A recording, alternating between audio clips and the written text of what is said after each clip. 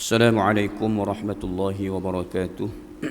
Bagi mulakan kuliah pada pagi ini, marilah sama-sama pada hari Jumaat yang mulia dan penuh barakah ini untuk sama-sama kita baca Ummul Quran Al-Fatihah. Kita hadiahkan kepada junjungan besar Nabi kita Muhammad sallallahu alaihi wasallam, juga kepada kedua ibu bapa kita yang telah pergi meninggalkan kita, kepada guru-guru kita, muallim kita, seterusnya muslimin dan muslimat yang dirahmati. Al-Fatihah.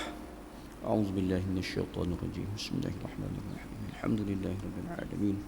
Arrahmanir rahim. Maliki yaumiddin. Iyyaka na'budu wa iyyaka nasta'in. Ihdinas siratal ladzina an'amta 'alaihim ghairil maghdubi 'alaihim waladdallin. Amin. Alhamdulillah. Alhamdulillahi rabbil alamin wa bihi nasta'in wa la 'udwana illa 'alal zalimin. Qala rabbi shrah li sadri wa yassir li amri wahlul 'uqdatam min lisani yafqahu qawli. Subhanaka la 'ilma lana illa ma 'allamtana innaka antal 'alimul hakim. Rabbi zidna 'ilman nafi'a wa fahman mustaqima wa hidayatan lis-shawab. Qala Allah ta'ala a'udzu billahi minasy syaithanir rajim. طه ما أنزلنا عليك القرآن لتشقى إلا تذكرة لمن يخشى تنزيلا ممن خلق الأرض والسماوات العلا الرحمن على العرش استوى له ما في السماوات وما في الأرض وما بينهما وما تحت الثرى وقال تعالى وما أمروا إلا ليعبدوا الله مخلصين له الدين حنفاء ويقيموا الصلاة ويؤتوا الزكاة وذلك دين القيمة. Sadaqallahul azim. Hadirin muslimin dan muslimat yang dirahmati Allah sekalian, marilah sama-sama kita memanjat syukur pada Allah Subhanahu wa taala kerana dengan taufik hidayah dan inayah Allah Subhanahu wa taala kepada kita semua dapat sama-sama kita mengerjakan segala suruhan Allah Subhanahu wa taala, dapat sama-sama kita menghadirkan diri ke rumah Allah Subhanahu wa taala, dan sebentar tadi sama-sama kita mengerjakan solat fardu subuh secara berjemaah diikuti dengan berzikir, wirid dan berdoa. Moga-moga Allah taala kurniakan kepada kita kekuatan iman untuk kita melaksanakan segala suruhan Allah Subhanahu wa taala. Lebih-lebih lagi kita menjadi umat yang bertakwa, beriman kepada Allah dan menjunjung segala titah perintah Allah Subhanahu wa taala, insya-Allah.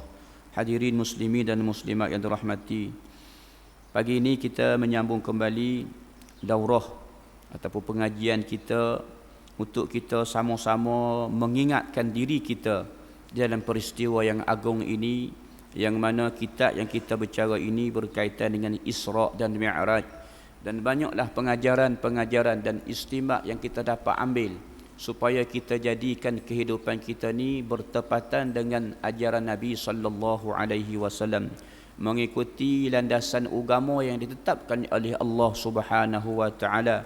Moga-moga mencapai keredaan kita untuk datang menemui Allah Subhanahu wa taala akhirat kelak nanti.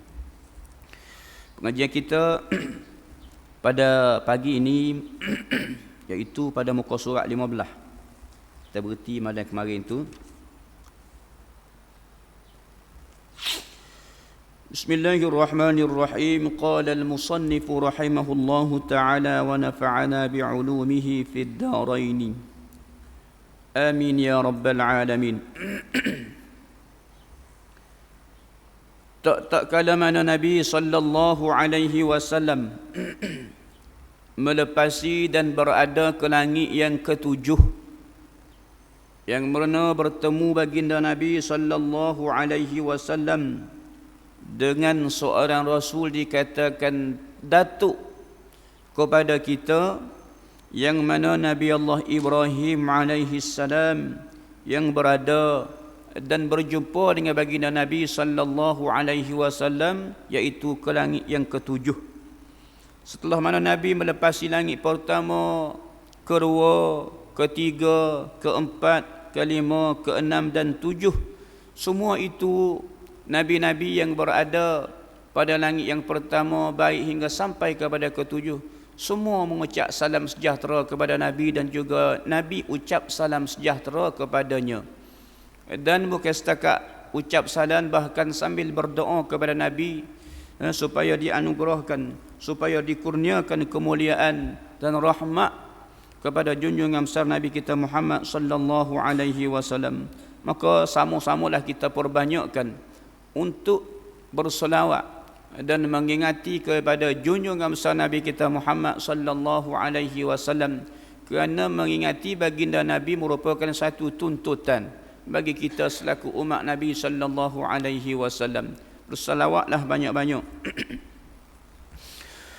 Kata dia hingga sampai kepada begitu dengan pesanan dan doa daripada Nabi Allah Ibrahim.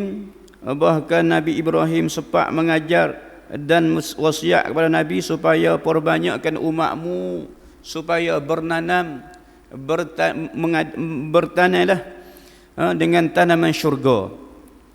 Tanah itu bukan setakat, bukan maksud kita ambil cok, menyaku, menanam begitu. Bahkan tanaman di syurga nanti tak perlu dah kepada tanaman-tanaman sebagaimana kita duduk menanam atas muka dunia.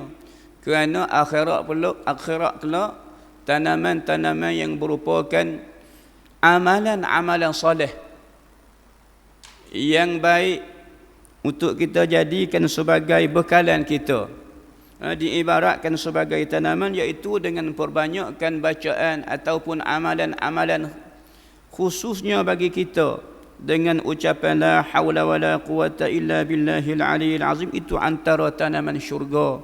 Dan subhanallah walhamdulillah wala ilaha illallah wallahu akbar wala haula wala quwata illa billahil aliyil azim. Pada hari ini kita tengok kebanyakan masyarakat kita ni kurang minat nak menanam, buat amalan fardu tu. Kadang-kadang tu kebanyakannya setelah selesai daripada melaksanakan sembahyang tak sempat nak menanam dengan tanaman-tanaman lain, seumpama nak berwiri, nak berzikir. Kadang-kadang tu kita hadir di majlis ilmu, mengaji rajin satu bab, orang rajin mengaji, rajin mendengar, rajin menadah. Tetapi ilmu ni suatu, kita kata suatu perkara untuk kita buat amal. Tujuannya beramal, tetapi beramal dengan tak ada ilmu menjadi salah juga, rugi juga, sia-sia juga. Maka terlebih dahulu syarat nak beramal kena berilmu. Kadang-kadang berilmu, mengaji, belajar, mendengar, tetapi nak beramal tu satu masalah pula. Tahu dengan amalan bagian, boleh bagian, ganjaran bagian, tetapi mungkinlah dengan kesibukan kita pada hari ini, maka kita kena cari jalan, kita kena bahagi masa supaya kita ni tak terugi dengan bekalan amalan ataupun dengan tanaman-tanaman yang disediakan supaya kita bernanam. Inilah sebagai hasilnya nanti yang kita akan perolehi akhirat kelak.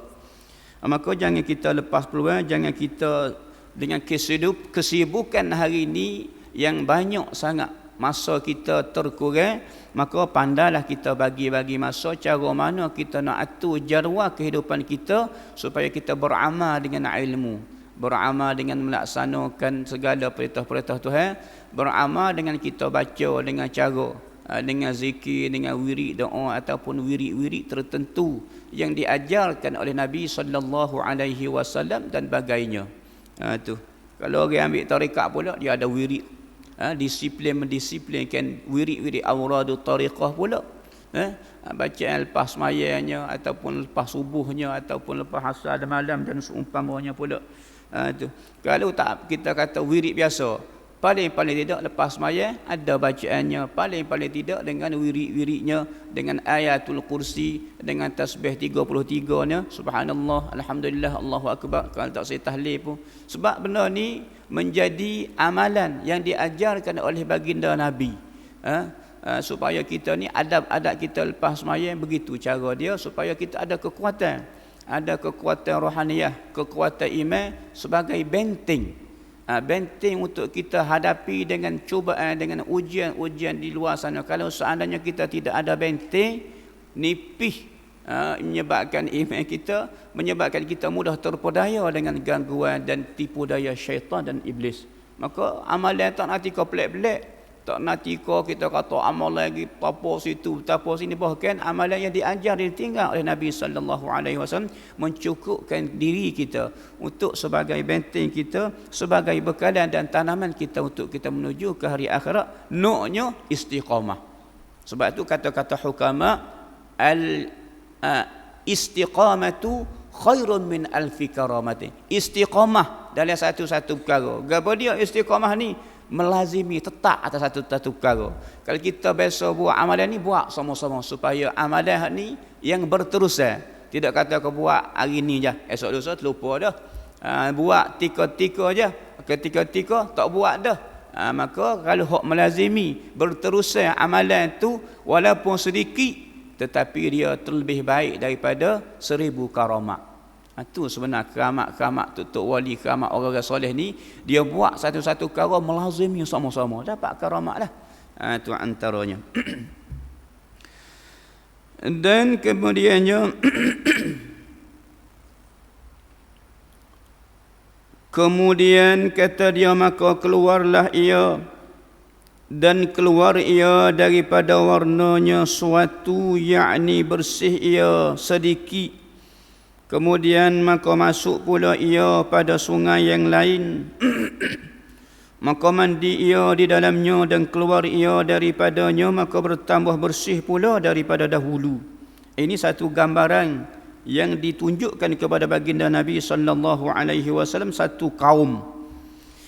Kemudian masuk pula ia pada sungai yang ketiga, maka mandi ia di dalamnya, maka jadilah mereka itu seumpama taulannya. Maka datang mereka itu duduk pada taulannya, maka sabda Nabi sallallahu alaihi wasallam, siapa ini ya Jibril yang putih muka mereka itu, dan siapa yang ada pada warna muka mereka itu suatu, dan apa yang sungai ini?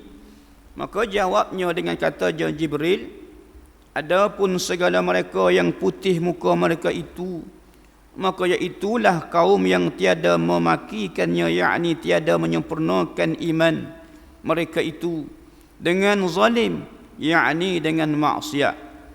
Dan adapun segala mereka yang ada pada muka mereka itu suatu itu, maka mereka itu yang menyempurnakan amalannya yang soleh dan yang lainnya daripada kejahatan, maka taubat mereka itu maka diterima oleh Allah Subhanahu wa taala akan taubatnya. Satu golongan manusia yang melakukan dosa dan maksiat, dia tak sempat bertaubat, maka digulungkan oleh Allah Ta'ala, ditunjukkan kepada Nabi dengan situasi dia. Dan satu golongan lagi manusia yang melakukan dosa, maka sebelum daripada mati dia sempat bertaubat kembali kepada Allah Subhanahu wa Ta'ala.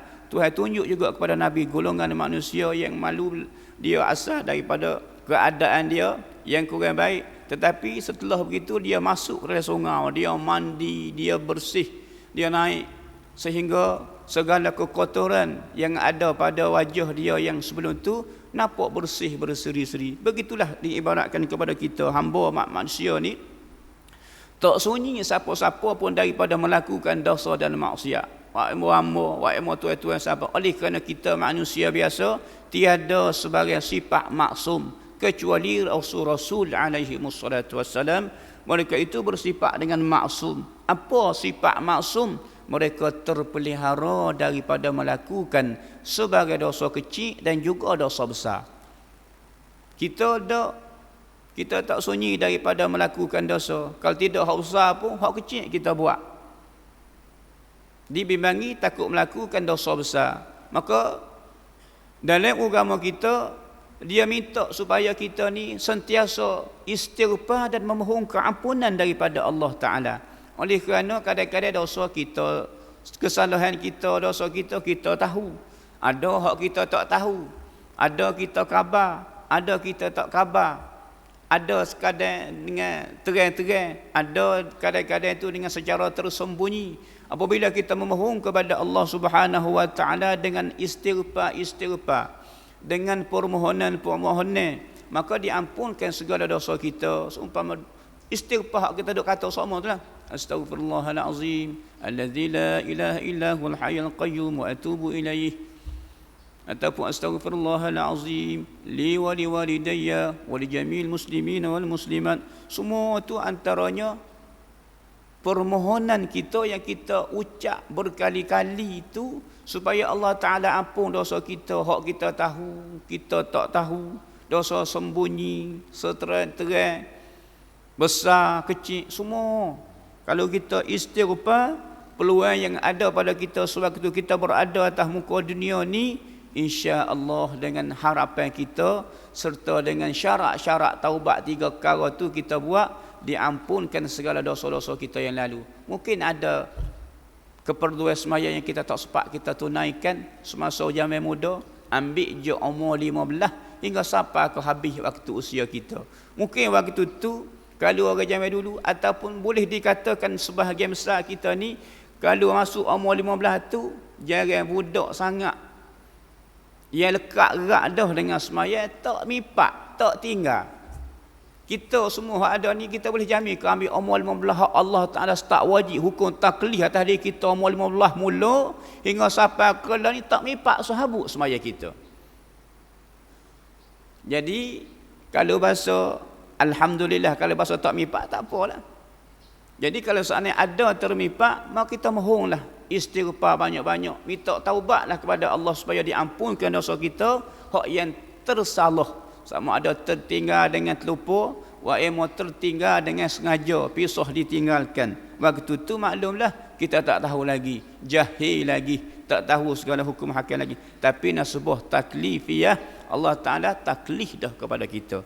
Maka sebab tu kalau sebahagian daripada orang dulu-dulu hak pasal cermak sikit, apabila pun mati dia pesan kepada anak dia sebelum daripada dia mati, ataupun anak-anak dia hak tahu, dia kata hamba ni nak buat pediah semaya ni kepada ayah hamba, atau pediah puasa.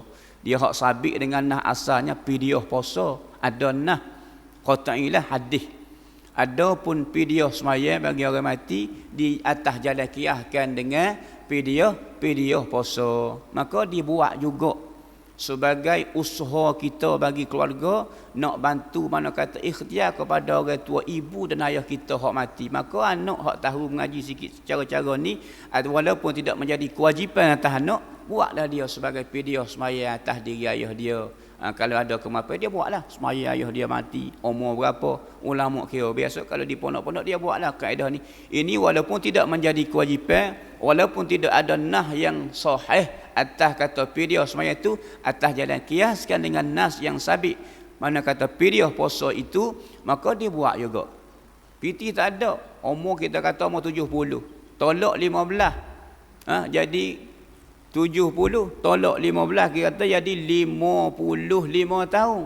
55 tahun kira kali dengan setahun 360 hari kali dengan 5 terbit 180,000, 18,000 perdu sekali dalam setahun kita semaya, bagi semaya saja. Semaya kita 5 perdu ni sehari semalam ni setahun 18,000 perdu tuan-tuan.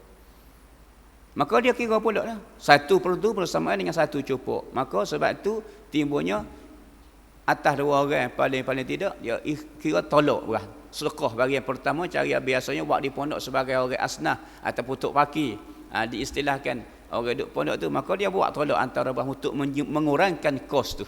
Mengurangkan kos berat dah. Kalau nak kira betul-betul berat benar lah. Maka timbul usaha alternatif para ulama dulu supaya kita dapat menyelesaikan hak terselebihnya tu, hakikat benar terserah pada Allah Ta'ala lah. Kalau Tuhan terima, harap-harap Tuhan terima, supaya ada solat-solat yang ditinggalkan oleh si mati itu dengan usaha daripada waris yang terdekat, sama ada ambil daripada tarikah harta peninggalan yang tinggal, ataupun kos itu ambil daripada pakak ikhtiar anak keluarga dia untuk buat pediah sembahyang kepada ayah dia, kepada mak dia yang tertanggung, yang terlekat mana kata hutang itu. Selebihnya terserah kepada Allah Ta'ala lah, harap-harap diterima supaya nanti ibu dan ayah yang mati itu tak sakut dah, terlepas dah keperluan semaya yang ditinggalkan, tak tahu cuma mana berapa, maka dikira habis umur tu supaya tidak ada, semua sekali dikira dah. Tu bagi setengah-setengah dulu dia buat tu cara betul pidia semaya Jamilah ni. Ada juga setengah-setengah tu kadang-kadang yang mari nak buat pidia puasa ataupun pidia semaya. Dia kata mu hamba ni ayah hamba ni mati, dia kata sakit benarnya sebulan. Dia kata mu nak buat pidia sebulan ni ya. Tak apa, kita tak kira orang nak buat sebulan nak kira habis kira cara saat ni, kira cara saat ni. Jadi kita royak tu, dia kata kalau nak kira hak sebulan, kira sebulan ni hak belum pada sebulan pada dia segar, kalau tinggal siapa nak tangguh hak tu.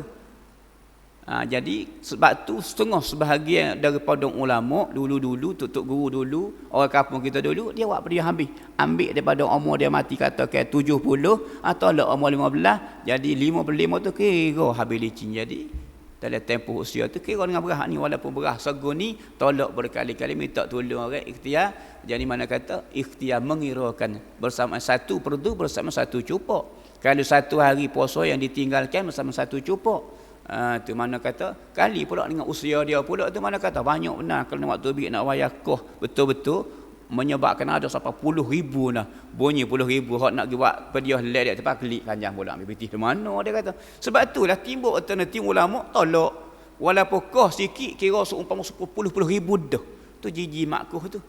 Tu menyebabkan supaya nak minta ikhtiar supaya lepas kata keperluan semaya yang ditinggalkan. Biasa ulama dulu-dulu tempat kita ni dia buat usaha cari jalan supaya lepas daripada azab seksa ni lah. Keperluan semaya kita nak bincang kaitan dengan keperluan semaya beratnya besarnya tak lepas mudah-mudah tu taubat pula lagi harap. Lepas tu taubat bodak makan mati tak tahu dia taubat ke, kita tak tahu. Anak ni selaku seorang anak tak pasti ayah dia semasa hidup dia taubat juh benar ke, taubat sengati ke tidak. Oleh kerana kita tak pasti sama ada perbuatan itu dilakukan, penerimaan itu telah apa tidak, ikhtiar sekali pula. Itu terserah kepada Tuhan lah. Dengan rahmat Allah Ta'ala, harap-harap Allah Ta'ala ampunkan, selesaikan masalah tu dengan Allah Subhanahu Wa Ta'ala akhirat kelak. Tu atas Tuhan berlaku, haru atas dia. Kalau niat lepas dengan usaha kita pun boleh jadi. Kalau bahasa dia tak selepas lagi pun terkena pun harus atas Allah Subhanahu Wa Taala. Tetapi setidak-tidaknya ada usaha daripada kita untuk mengharapkan rahmat daripada Allah Subhanahu Wa Taala. Tu dia. Ada juga orang tanya, dia kata lagu mana? Dengan kita buat kebajikan mu ayah kita ada dosa, dia kata melakukan dosa sembahyang dan sebagainya. Kita ambil pitih pergi sedekah ke masjid, pergi buat kebajikan lain. Tidak buat lagu saat ni dak lah lagu berdihak ni. Amal kata boleh juga lagu tu. Tapi keperluan sembahyang tak lesah bab sembahyang ni. Boleh jadi pala tu pergi tambung dah atas diri dia, tapi hutang hak tepat dia hak ni tak lesah lagi hutang tu. Nak terkamuh ke tak terkamuh ke tak tahulah. Tapi apabila kita buat berdihak tu lesah kata sembahyang, kata puasa tu jelas dah saya tu. Tu bagi usaha ulama yang berpandangan atas pendapat sedemikian. Maka kita paling tidak kita, oleh kerana kita ni masih ada kita sendiri ni, berusaha supaya kita qada semaya kita jalan peluang ada yang ditinggalkan satu. Dan yang kedua diikuti dengan bertaubat kepada Allah Ta'ala. Jadi kalau kita pasti dah kita qada dah semasa hidup dunia, kita bertaubat juru benar dah, dan kita jaga keperluan semaya hak kita yang keperluan hak kita ni, maka insya-Allah kalau anak tak buat apa dia pun tak apalah. Anak ni kadang-kadang ada hak boleh harap. Keluarga, anak, bini hak kita tinggal ni kadang-kadang hak boleh harap kalau dia tahu cara dia tolong buat, mana kata alhamdulillah. Takut tidak begitu juga, mana kata hak kita lah yang akan menanggung esok. Oleh kerana peluang yang Allah Ta'ala beri kepada kita berusaha dan ikhtiarlah kita sendiri. Kita kena kaca supaya tidak ditinggalkan semaya. Kalau seandainya ada solat-solat yang tertinggal ataupun yang ditinggalkan, pasti kita minta ampun, bertaubat, dan kita qada atas keperluan kita sendiri. Hak tu jelas. Saat ni hak tak ada arah berdoa tu. Usaha tu terakhir hak ayat kata buat beliau tu. Jangan kata tak apalah aku mati esok suruh anak aku buat beliau. Jangan. Itu merupakan satu kesalahan. Apakah tak saya semaya mati tak apa, suruh anak aku pitih banyak, akta banyak. Itu berdosa. Jangan sampai lagu tu, maka timbul perbuatan sedemikian itu merupakan satu dosa yang besar. Hak tu tak ada harap lah. Tak ada harap, tak ada batangan Tuhan nak ampun dosa. Kau pisah lagu tu. Saat ni hak usaha terakhir daripada anak-anak. Itu dia. Dan demikian kata dia lagi.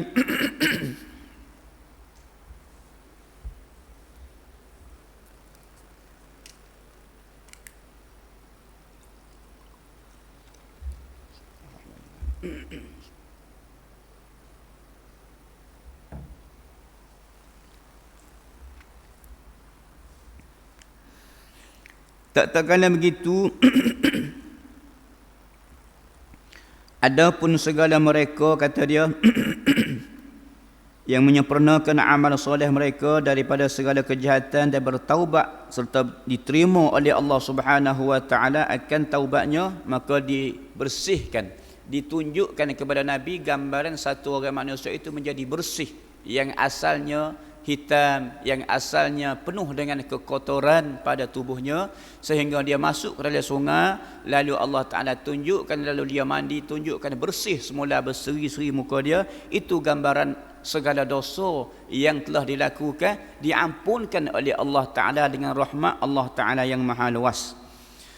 Adapun sungai ini, maka yang pertamanya afullah, keampunan Allah, dan sungai yang kedua itu merupakan ni'matullah, nikmat Tuhan, dan yang ketiga merupakan wasaqahum rabbuhum syaraban tahura, sebagaimana dalam sebut riwayat golongan daripada umat Nabi Muhammad sallallahu alaihi wasallam yang berjaya minum air di haud Nabi, itu qalam Nabi, dikatakan qalam Kausar. Itu salah satu daripada orang yang Allah Ta'ala beri rahmat terutama kepada umat Nabi Muhammad sallallahu alaihi wasallam yang berjaya minum air di qalam Nabi. Untuk antara benda untuk saja rahmat Allah Ta'ala tu.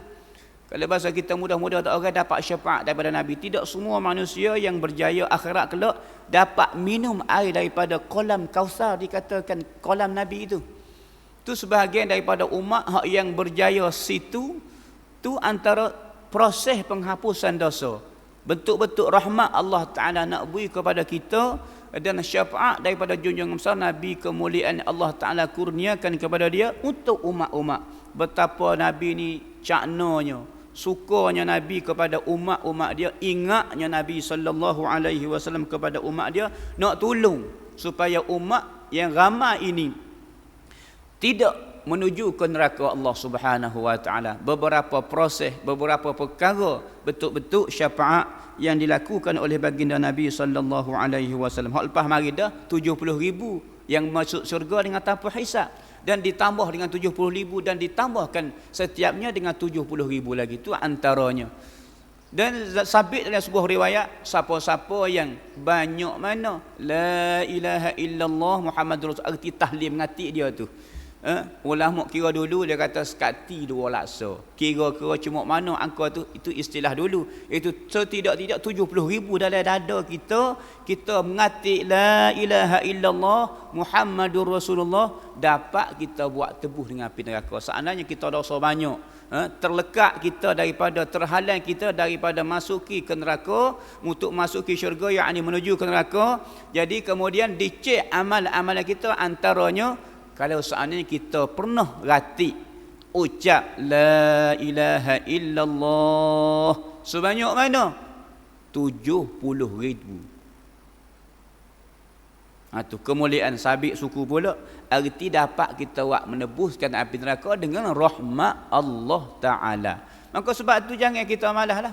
Banyak-banyak perkara yang kita perlu ucap, antara la ilaha illallah ngati. Maka sebab tu kadang-kadang kita tak tahu lagi antara ni ikhtiar, usaha, bentuk usaha yang kita boleh usaha untuk memohon rahmat daripada Allah Subhanahu wa taala. Biar ada setiap orang itu paling-paling tidak dalam tubuh dia, dalam ucapan dia tu la ilaha illallah cuma mana, biar cukup 70,000 belum pada dia mati. Biar cukup 70,000 tuan-tuan. Jangan boleh kurang. Ini salah satu daripada usaha kita untuk mendapat rahmat Allah. Harap-harap kita boleh buat tebuh diri kita daripada neraka Allah Subhanahu wa taala dengan syafaat baginda Nabi, dengan kemurahan dan rahmat daripada Allah Subhanahu wa taala, insya-Allah. Kemudian dikatanya akan baginya inilah tempat tuan hamba dan tempat umat tuan hamba. Maka tiba-tiba terbahagi 2 bagi, dan pada satu riwayat maka tiba-tiba terbahagi dengan umatku 2 bagi. Satunya atas mereka itu kain yang putih, dan satu bagi lagi kain kelabu. Kemudian masuk Nabi sallallahu alaihi wasallam akan Baitul Ma'mur, maka masuk sertanya mereka, atas mereka itu kain yang putih, dan didendengkan dengan yang lain, iaitu yang atas kain kelabu pula. Satu golongan manusia ditunjukkan satu diibaratkan kain putih yang bersih, dan satu lagi ada kelabu. Tidak hitam tapi kelabu. Artinya golongan yang masih melakukan dosa. Ada orang kafir tak masuk dah. Mereka ini terus ke neraka dah. Tetapi golongan umat Nabi ni, artinya orang mukmin ni dua golongan. Satu mukmin yang taat, iaitu mereka itu diibaratkan sebagaimana kain putih bersih, dan satu golongan lagi mukmin juga tetapi yang asi, banyak melakukan dosa, tak sempat dia bertaubat, maka ditunjuk andai ke Nabi. Tu sedemikian. Kalau seandainya ada kemurahan pernah ataupun beberapa perkara yang kita lakukan paling tidak ditanya pernahkah cek amalan, tak ada, kurang amalan, tapi banyak melakukan selawat atau usaha-usaha yang kita lakukan, banyak ingat Nabi, banyak ada benda-benda yang kita lakukan. Cek Allah Ta'ala ni, cek, tengok, cari juga betul-betul mana pengampunan yang boleh diampun. Tu supaya kita ni diampun, supaya kita diberi rahmat, supaya kita ni diberi syafaat. Ayat kata kemuliaan bagi umat Nabi sallallahu alaihi wasallam sehingga diampunkan oleh Allah Subhanahu wa taala. Tapi kalau tak ada langsung sembahyang, tak ada gatik, tak ada selawat, tak ada bahagian hadir majlis ilmu, tak ada langsung ni, maka tak ada sebab jugalah. Tuhan nak beri keampunan. Atas jalan itu harus bagi Tuhan, walaupun orang yang tak melakukan kebajikan suku yang abuk pun, kalau Tuhan nak ampun dia harus bagi Tuhan. Tapi usaha dan ikhtiar kita ni dilihat juga sejauh mana usaha, harap kita nak dapat rahmat Allah Ta'ala ni. Kalau tak ada langsung enggak, maka harus atas Tuhan tak beri rahmat dan kemurahan dia tu kepada kita.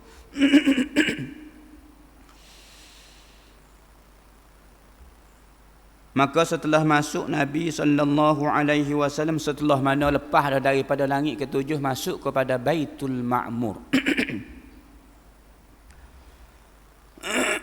Kata dia, dan mereka itu atas bajikan yakni agama Islam, maka sembahyang Nabi sallallahu alaihi wasallam dan sembahyang serta segala mukmin, maka tiba-tiba masuk ke dalam Baitul Ma'mur itu tiap-tiap hari 70,000 malaikat. Baitul Ma'mur. Baitul Ma'mur ni kata ulama berada membetuli Kaabah. Kerana Kaabah ni tempat tawaf sekalian manusia dan juga jin. Adapun Baitul Ma'mur yang membetuli dengan Kaabah di atas sana, maka itu merupakan tempat tawaf bagi sekalian para malaikat. Tak kurang sekali satu-satu masa tu 70,000 malaikat duk tawaf pada Baitul Ma'mur itu. Dan tiada keluar hingga hari kiamat sekalian para malaikat yang sedang tawaf itu. Dan bahawasanya adalah Baitul Ma'mur itu pada langit yang ketujuh dan di bawah pada syurga, dan berbetulan dengan Kaabah Allah. Jikalau dijatuhkan daripadanya satu, iaitu satu biji batu, katakan nasya jatuh terkena atas Kaabah. Nak kata kedudukan Baitul Ma'mur itu membetuli dengan Kaabah. Kemudian maka keluarlah ia dan keluar sertanya segala mereka itu yang mukmin.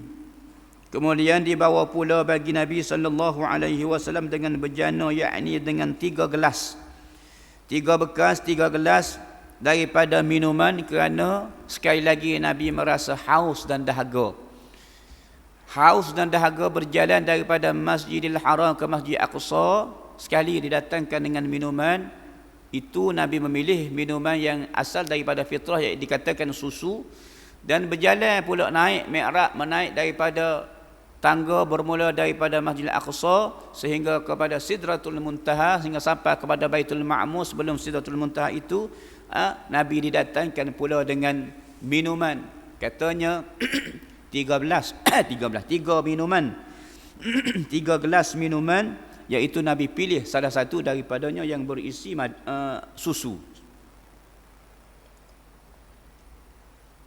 Juga 13 satunya berisi susu, 1 gelas berisi madu, dan 1 gelas berisi khamar. Maka sekali lagi Nabi sallallahu alaihi wasallam memilih yang fitrah, iaitu susu asal kejadian. Dan sebaik-baik minuman daripada yang diucapkan kepada oleh Jibril kepada baginda Nabi sallallahu alaihi wasallam. Lalu kata dia, hamba pilih akan asal kejadian bagi tuan hamba dan umat tuan hamba. Kemudian maka diangkatkan keduanya kepada Sidratul Muntaha, dan kepadanya kesudahan barang yang naik daripada pihak bumi. Maka diterima daripadanya dan kepadanya kesudahan barang yang turun daripada pihak atas. Maka diambil daripadanya. Maka tiba-tiba aku lihat pohon kayu baginya batang. Tu dikatakan Sidratul Muntaha ni tempat kemuncak lah baginda Nabi sallallahu alaihi wasallam tiba sampai pada peristiwa Isra' dan Mi'raj itu, destinasi yang terakhir, kemuncak tempat yang dijelajahi oleh Nabi sallallahu alaihi wasallam dikatakan Sidratul Muntaha. Didapati sidrah ni kalau bahasa kita kak, iaitu bidara. Kata mengikut riwayatnya, iaitu pohon kayu yang ada di Sidratul Muntaha dikatakan pokok bidara. Pohon dara. Kalau kita ada buat mandi orang mati, ambil dari bidara ni, kena sabit sebuah riwayat Nabi kata apabila kamu mati, gunakan, mandikan dengan air mutlak. Salah satu daripadanya diguna juga air bidara dan juga kafurin, yakni kapur baru kita guna pada orang mati tu. Mandi siap dah, sehingga air sembilan lewat dada tu dengan apa dia? Iaitu air daripada air daun bidara dan juga kapur. Hikmahnya salah satu daripadanya kapur baru tu, dia bau kapur baru tu nak menahankan kita daripada hikmahnya daripada dikorek, digali oleh binatang buah. Antara hikmahnya banyak lagi. Dan kapur daun bidara ni hikmahnya apabila dijirus lalu dengan air bidara, apabila kita mati, maklumlah dia mati dalam masa ni tidak sipah lalu. Kadang-kadang duk tunggu anak berjajan pula, nak tunggu nak proses nak gali kubur ke apa, erti berjajan. Apabila masa dah bersekian lama duk tunggu berjanjian dah nak boleh kau kita tanah kubur akak mari, takut gelar tubuh kita ni hancur, maka dijirus, disirami dengan air bidara. Antara hikmahnya menguat kulit-kulit kita tergagah, mentahan daripada hancur, daripada cepat kerpuk. Maka antara hikmahnya, dan ini merupakan sunnah baginda Nabi sallallahu alaihi wasallam berbuat demikian. Maka diajarkan kepada kita apabila kita mandi, cucur juga selain daripada air mutlak wa ahmadi dengan air bidara dan juga kapur baru dia panggil. Itu merupakan sunnah ajaran oleh agama kita, sebut dalam kitab-kitab fiqh dan seumpamanya, dalam hadis dan sebagainya. Jadi nak yang kata pohon bidara itulah jenis bidara saat ni, tetapi mungkin tak sama dengan bidara yang ada, tapi nama bidara je seakal-akal itulah. Sidri ni maknanya Sidratul Muntaha, iaitu kemuncak tempat destinasi terakhir. Wallahu alam lah lagu mana rupa bentuknya, tetapi disebut sedikit sifat atas riwayat tertentu. Keadaan pokok bidara saat ni, kata dia, maka keluar pada asal pohonnya itu 4 sungai. Suatu sungai daripadanya air yang tiada berubah, yakni air molek-molek air lah, asal air sebagaimana air betul. Dan yang keduanya daripada laban yang tiada berubah rasanya, iaitu sungai daripada susu air itu. Dan yang ketiganya daripada arak yang lazat bagi orang yang meminumnya. Dan yang keempat sungai daripada air madu yang suci daripada lilinnya. Tu madu biasanya kita ambil daripada sarang dia tu ada dengan lilin. Arti madu ni setelah bersih dah, hak perah dah, madu betul-betul. Tapi maksudnya dibersihkan daripada lilinnya, yakni satu daripada sungai yang mengalir daripada pohon bidara itu, Sidratul Muntaha itu, daripada air betul. Satunya daripada arak yang lazat. Sebab akhirat kelak kita dunia ya Allah Ta'ala tak boleh minum araknya, kerana arak yang ada di dunia ni sifat dia memabuk. Adapun sewaktu kita berada di akhirat kelak, maka kita dibenar minum arak, kerana arak di akhirat kita tidak ada sifat yang memabuk, maka boleh. Elak kata haram minum arak ni sebab dia memabuk. Kalau akhirat kelak tidak mabuk, sekalipun kita kata lagu mana kalau minum arak tak mabuk, ataupun minum sikit tak mabuk, boleh tak boleh, jadi halal ke tak, tetap haram juga. kerana sabit dengan nas secara qat'i. Allah Taala haram tak boleh minum mabuk ke tak mabuk, minum sikit ke banyak ke, tetap tak boleh minum arak di dunia. Maka akhirat, maka Allah Taala gantikan dengan suatu arak hak tak boleh minum dunia ni dengan suatu arak yang tidak ada sifat memabuk, maka dibenarkan kita akhirat pula minum arak. Kemudian sungai lagi daripada madu dan susu. Maka adalah naungan yakni bayang sidratu pokok bidara itu sekira-kira diperlari kuda padanya bayang-bayangnya itu 70 tahun tiada memutuskan dia. Bayangnya luah sidratul pokok bidara tadi, sehingga mana kalau kuda berjalan 70 tahun pun bayangnya daripada sidratul muntaha ni tak lepas lagi. Nak kata luah dan besarnya. Dan adalah buahnya seperti kurbah, yakni seperti greba di sifat ni. Seakal-akal mana kata sebesar greba ni diperbuat daripada kulit kambing orang zaman dulu. Daripada kulit kambing, dia sebelah kambing dia tak belah perut lah, dia pelocoh tubik, kemudian dia cetung atas tepak kaki itu, dia ikat molek, dia bubuh air. Mana kata sebesar perut kambing lah diperbuat daripada greba orang zaman dulu. Tak ada bekas plastik, tak ada tudran, tak ada tung apa semua sekali. Kemudian dimasukkan air untuk tuang kepada orang, untuk cebok air daripada tempat telaga, untuk nak buat kelik, nak buat pergi mana-mana. Itu digunakan kurbah, dia panggil grebo. Grebo ni diperbuat daripada kulit kambing, sekor kambing. Kalau sekor lembu tu mungkin tak rok nak kandar, tapi kalau sekor kambing tu rok orang nak kandar, nak bibik dan sebagainya. Itu merupakan bekah yang digunakan zaman diibarat dinasbah saja seakan-akan grebo. Itulah buah daripada buah sidratul muntaha, buah yang ada dikatakan sebagai pokok bidara tadi, buah dia. Dan yang keduanya daripada dan kata dia seperti kurbah air, dan daunnya adalah seperti telinga gajah. Seakan-akan itulah pada rupanya hampirlah satu daunnya itu bahawa menutup akan segala umat ini. Besar tak besar daun tu, kalau sekalian umat yang ada atas muka dunia ni selayah tutup habis, terlindung habis nasbuhnya. Dan pada satu riwayat, satu daunnya menutup akan segala makhluk, dan tiap-tiap daun ada malaikat yang mengucap tasbih akan Allah Ta'ala. Setiap daun yang terdapat pada pokok sidrah itu, yang ada di sidratul muntaha itu, merupakan tasbih, ucapan tasbih daripada mereka ada di situ.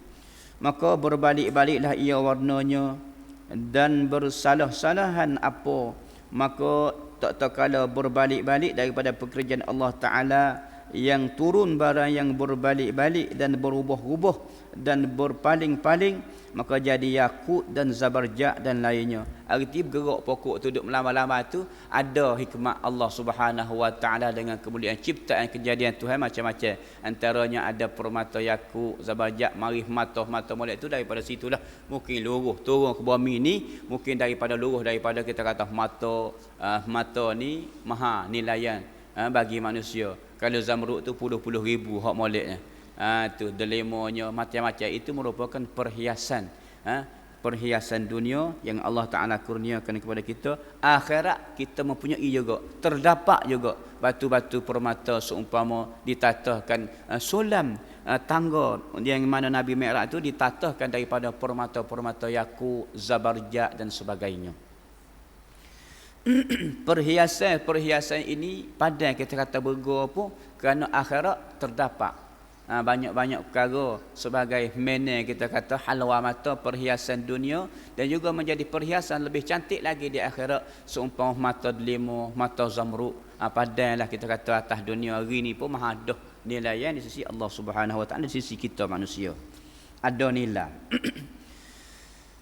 Kemudian kata dia permata yakut, zabarjat dan lain daripada keduanya, maka tiada kuasa seorang bahawa merupakan dan menghinggakan sifatnya daripada eloknya, sehingga tiada sakat nak royak tak terhingga keelokan sidratul muntaha tadi.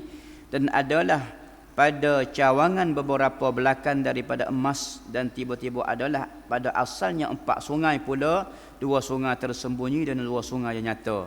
Hak ni riwayat ada juga disebut oleh Syekh Daud ni, Daripadanya terdapat juga sungai. Satunya sungai hak yang sungai yang nyata, dua, dan sungai yang asal daripada sananya, dua.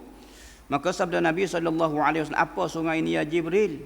Maka katanya ada pun sungai yang tersembunyi itu, maka itu sungai dalam syurga. Satunya salsabila dan satu lagi daripada zanjabila. Allah Ta'ala sebut dalam suratul insan. Kita tak baca pagi ni biasanya surah Sajadah dengan suratul insan. Dalam suratul insan ayat 17 dan ayat 18 Allah Ta'ala sebut wa yusqawna fiha ka'san kana mizajuha zanjabila. Zanjabila halia, sungai daripada halia airnya.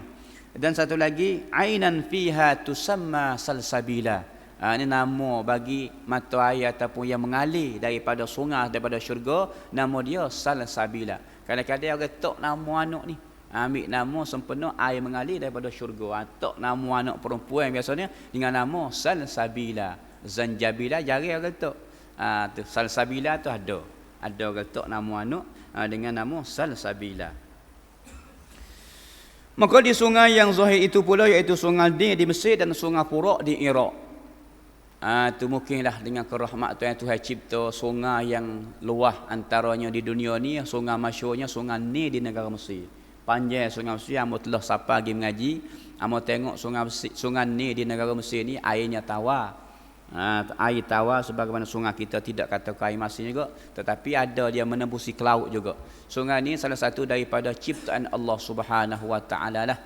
Tuhan hak asal Tuhan jadi, dan punca daripada airnya ni riwayat hak tak sahih dia kata mari daripada syurga lah, wallahu alam lah. Jadi orang ada buat kira penuh, orang ada penuh kecek buat kajian, dia kata mana boleh dalam kita ni sungai hak ada dunia ni mari kepada syurga alam dunia, macam mana takut dengan syurga itu dengan kerjaan Allah Taala tak mustahil mana kerjaan harus atas Allah Taala dengan kuasa dia nak sambung ke ataupun benda ni tidak ada bukti dalil yang sahih setakat dunia pun wallahu alam. Tetapi mana kata antara sungai yang masyhur yang panjang, mana kata salah satu daripada dunia ni sungai Nil dan sungai Furat. Nil di Mesir, Furat di Iraq. Itu. Ini punca airnya diguna oleh sekalian umat manusia menjadi kemanfaatan sejak zaman berzaman dah. Itu sungai, dua sungai ni. Kemudian diikuti dengan sungai-sungai yang ada atas muka dunia, umpama sungai kita, sungai Kelantan dan sebagainya. Melihat pula Nabi SAW akan Jibril pada Sidratul Muntaha akan rupanya yang asal, dan ada baginya 900 sayap, dan satu-satu sayap memenuhi akan alam ini. Rupa Jibril yang asal Nabi tengok pada malam Isra' dan Mi'raj. Tengoklah rupa asal. Setelah mana Nabi berada atas, Jibril sekat tu je Nabi naik sehingga sampai kepada Sidratul Muntaha, lebih daripada langit yang ketujuh. Nabi sekat tu je, Jibril sekat tu je, sekat langit ketujuh kata. Bahkan Nabi sendiri naik kepada Sidratul Muntaha. Apabila Nabi berada dengan selebor dengan Jibril itu, tak nampak lagi rupa yang asal, rupa kelakuan yang lain. Apabila Nabi berada atas daripada kedudukan yang diduduki oleh Jibril, maka Nabi tengok, pandai tengok rupa kelakuan Jibril yang asal, kerana Nabi tengok sebagaimana disebut dalam riwayat, iaitu Jibril mempunyai sayap yang banyak sebanyak 900 sayap, dan satu-satu sayapnya memenuhi alam dunia ni. Itu menutupi bumi ni. Itu mana kata sebelah bagi sayap Jibril itu rupa yang asal, wallahu alam lah. Mungkin ciptaan Allah Taala atas malaikat Jibril ni pelik, kerana tidak sebagaimana kita manusia, kerana dia merupakan ketua bagi sekalian malaikat. Tetapi kata ulama, adakah manusia ataupun malaikat hak terlebih mulia? Allah Taala kata laqad khalaqnal insana fi ahsani taqwim. Dijadikan manusia itu sebaik-baik kejadian berbanding dengan sekalian makhluk lain. Dan ada juga dalil yang menunjukkan kata manusia itu terlebih mulia, kerana asal kejadian Nabi SAW daripada jenis mulia. Keturunan kita ni, Bani Adam ni, dan dijadikan semulia-mulia makhluknya dari kalangan manusia, dikatakan kekasih Allah, junjungan besar Nabi kita Muhammad daripada kalangan manusia, maka manusia naik ranking pertama. Nasbah asal kejadian dan ciptaan Allah Subhanahu wa taala nasbuh hamba Tuhan manusia lah mulianya di sisi Allah Subhanahu wa taala berbanding dengan malaikat mana bana sebuahkan manusia yang semulia-mulia manusia tadi semulia-mulia manusia tadi iaitu junjungan besar Nabi kita. Kalau nak hatut dengan kita manusia ni enggak jauh lebih mulia malaikat lah kalau kira dengan apa kita ni. Tetapi jika dibanding dengan Rasulullah maka Rasulullah terlebih mulia daripada sekalian makhluk-makhluk yang ada. Dan bertaburlah daripada sayapnya barang yang menghairankan daripada dar dan yakut. Jenis mata bertaburlah keluar daripada sayap-sayap Jibril itu berbagai-bagai permata kemuliaan Allah Ta'ala dan nasbuh mulianya makhluk yang Allah Ta'ala cipta terhadap Jibril itu dengan bagai-bagai kemuliaan dan keindahan yang ada pada ciptaannya itu. Kemudian masuk pula Nabi sallallahu alaihi wasallam dan Jibril ke dalam syurga, maka melihat dalamnya barang yang tiada pernah dilihat oleh mata dan tiada didengar oleh telinga dan tiada terlintas oleh hati manusia, maka adalah syurga itu 8. Yang mana Nabi sebut sifat-sifat syurga, kita manusia tidak merasai lagi walaupun kita tak pernah melihat, tak pernah rasa, tak pernah tiba, supaya dikhabarkan sifat-sifat itu supaya kita ada rasa keinginan nak ke situ kata. Tu. Gapo dia syurga ini? Wala ainun ra'at, tak pernah dilihat oleh mana-mana mata manusia. Wala uzunun sami'at, tak pernah didengar oleh mana-mana telinga. Wala khatara ala qalbi bashar, dan tak pernah tergambar oleh mana-mana hati manusia nak khayal, nak gamuk lagu ni syurga, tak akan sapa. Maka berusahalah kita dan bercita-citalah kita untuk kita sampai kepada syurga dengan rahmat Allah Subhanahu wa taala. Insya-Allah kita akan sampai kepada situ satu hari nanti. Tapi tekadnya pastikan kita punya iman. Bagi orang tak ada iman, tak ada chance, tak ada harap dia akan sampai di situ. Setidak-tidak tekad nak sampai ke syurga ada iman dan mati dalam iman. Bezanya orang kafir, oleh kerana dia tidak ada iman, walaupun sabiji sawi dalam hati, dalam itikad dia, dalam hati dia, menyebabkan mereka tidak akan sampai ke syurga sampai bila-bila. Ada orang mukmin dua, hak asi, hak taat. Hak asi dengan rahmat Tuhan masuk syurga, ada dengan tanpa hisab, ada dengan bihisab, ada dengan syafaat, ada dengan diazab dulu oleh kerana banyak dosa mengatasi pahala. Azab dulu masuk neraka, kesudahan masuk syurga juga. Tak sih juga walaupun dilalui dengan azab, banyak dosa tak diampun dan tak terampun. Tidak ada usaha untuk mendapat keampunan, maka dia diazab dulu dalam neraka. Kemudian habis tempoh azab seksa dia, maka dia akan dimasuk kembali ke dalam syurga. Sebab apa tu? Sebab ada iman dalam hati dia walaupun sebesar biji sawi kata Nabi. Tapi bagi orang tak ada lah. Dan itulah dikatakan syurga. Dan syurga itu kata Nabi, kata tuan Syekh, tuan kita, ada 8 jenis. Pertamanya nama syurga hak yang paling afdal sekali, nombor 1 sekali dikatakan yang terlebih afdal, lagi terlebih tinggi nama dia Jannatul Firdaus. Syurga Firdaus iaitu tempat ketetapan segala anbiya dan nabi-nabi, rasul-rasul dan segala syuhada, orang syahid dan orang-orang salihin. Jannatul Firdaus hak paling kelah, paling tinggi sekali ni. Yang kedua Jannatu Adnin, syurga Adnin. Dan yang ketiga Jannatul Khuldi. Dan yang keempat Jannatul Naim. Dan yang kelima Jannatus Salam. Dan yang keenam Jannatul Ma'wa. Dan yang ketujuh Jannatul Jalal. Dan yang ke-8 Jannatul Maqami wal Qarar. Kita ni kalau boleh hak kelas bawah sekali pun tak apa dah nak sebut ni. Kalau bahasa boleh hak kelas bawah sekali pun tak apa dah, syurga tuan-tuan. Tu. Walau kelas terbawah sekali pun syurga. Dengan kemuliaan syurga, dengan keindahan syurga, dengan nikmat syurga yang tiada tandingan. Tak ada lah penginapan kita, sedak kita, senang kita, selesa kita hidup atas dunia ni tak sama dengan serendah-rendah syurga akhirat. Bayangkanlah hak setinggi-tinggi dan semulia-mulia syurga, itu merupakan balasan daripada Allah Ta'ala, tempat kesudahan bagi umat manusia. Dua tu je. Ke tidak syurga, ke neraka lah. Wal'iyazubillah. Berusahalah kita, serta berazamlah kita dengan usaha ni untuk kita sampai dan tiba capai kita rahmat, kemurahan, keredaan Allah Ta'ala untuk mencapai kita kepada syurga sebagaimana yang dijanjikan oleh Allah Subhanahu Wa Ta'ala. Jadi amo tidak nak memanjangkan kisah kita pada pagi ini, jadi mungkin kita nak berhenti situlah setakat 8 jenis syurga yang disebutkan di sini. Moga-moga kita ada rasa keinginan untuk merasai nikmat-nikmat syurga yang dijanjikan Allah Ta'ala yang bakal akan kita hadapi ke sana nanti, semua dengan persiapan kita, dengan bekalan kita, insya-Allah. Moga-moga kita dapat sampai kepada destinasi kita selaku manusia hamba Allah ke sana nanti dengan sebaik-baik tempat kesudahan yang disediakan oleh Allah Ta'ala kepada kita. Aqulu qawli hadza wa astaghfirullahal azim li wa lakum wallahu a'lam bis-shawab wa ilaihil marji' wal ma'ab. Bismillahirrahmanirrahim. Alhamdulillah wassalatu wassalamu ala rasulillah ala alihi wa sahbihi ajma'in. Allahumma anfa'na bima 'allamtana wa 'allimna bima ينفعنا اللهم اجعلنا من الذين يستمعون القول فيتبعون أحسنه اللهم أرنا الحق حقا وارزقنا اتباعه وأرنا الباطل باطلا وارزقنا اجتنابه إنك على ما تشاء قدير وصلى الله على سيدنا محمد وعلى آله وصحبه أجمعين والحمد لله رب العالمين.